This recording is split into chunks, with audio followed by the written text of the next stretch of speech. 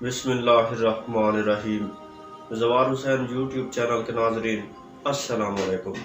میرا نام ہے زوار حسین اور میں آپ سب کو اپنے یوٹیوب چینل پر خوش آمدید کہتا ہوں۔ ناظرین، ماہ رمضان کے حوالے سے ہم نے خصوصی ویڈیو سیریز کا آغاز کیا ہوا ہے۔ آج ہماری اسی سلسلہ کی 7ویں ویڈیو ہے، تو امید ہے آپ اس ویڈیو کو مکمل دیکھیں گے۔ اس ویڈیو میں ہم ریاکاری پر بات کریں گے۔ امام علی علیہ السلام فرماتے ہیں، ریا اور شہرت طلبی کے بغیر عمل انجام دو، کیونکہ جو خدا کے غیر پر اعتماد کرتا ہے تو خدا اسے اسی کے حوالے کر دیتا ہے کہ جس کے لیے وہ عمل کرتا ہے۔ امام علیہ السلام کا یہ فرمان بہت واضح ہے اور اسے سمجھ میں آ رہی ہے کہ ریاکاری والی عبادت وہی ہوتی ہے جس میں کسی قسم کا خلوص شامل نہیں ہوتا، بلکہ وہ صرف اور صرف دکھاوا کے لیے ہوتی ہے۔ ریاکاری کا مقصد ہوتا ہے بندوں میں بظاہر اچھا بننا اور عبادت کو ظاہری طور پر اور دکھاوے کے طور پر انجام دینا، جبکہ اصل عبادت تو اللہ تعالیٰ کے لیے ہوتی ہے، اور جو لوگوں کے لیے ہو، لوگوں کے دکھاوے کے لیے ہو، وہ عبادت نہیں ہوتی، وہ دکھاوا ہوتی ہے، وہ ریاکاری ہوتی ہے۔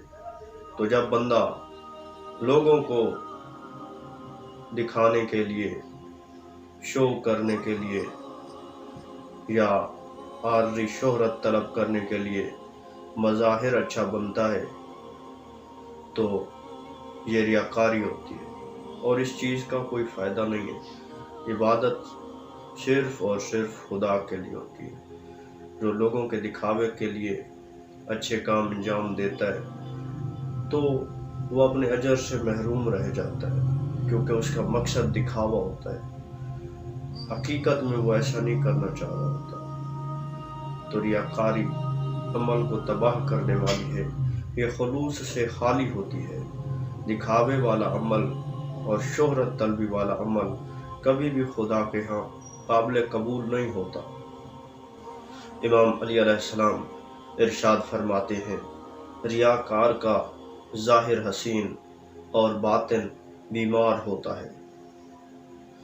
امام علیہ السلام نے اس فرمان میں ریاکار کے بارے میں بتایا ہے، جو شخص بھی دکھاوا کرتا ہے اس کا ظاہر اچھا ہوتا ہے، وہ باہر سے اچھا ہوتا ہے، در حقیقت وہ اچھا نہیں ہوتا، اس کی نیت صاف نہیں ہوتی، کیونکہ جو عمل بھی دکھاوا کے لیے ہو اس میں خلوص شامل نہیں ہوتا۔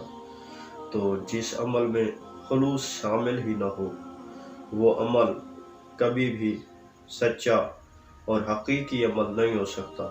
اس لیے امام نے فرمایا ہے کہ ریاکار کا ظاہر حسین ہوتا ہے، یعنی اس کا ظاہر وہ بظاہر تو اچھا نظر آتا ہے لیکن در حقیقت اچھا نہیں ہوتا۔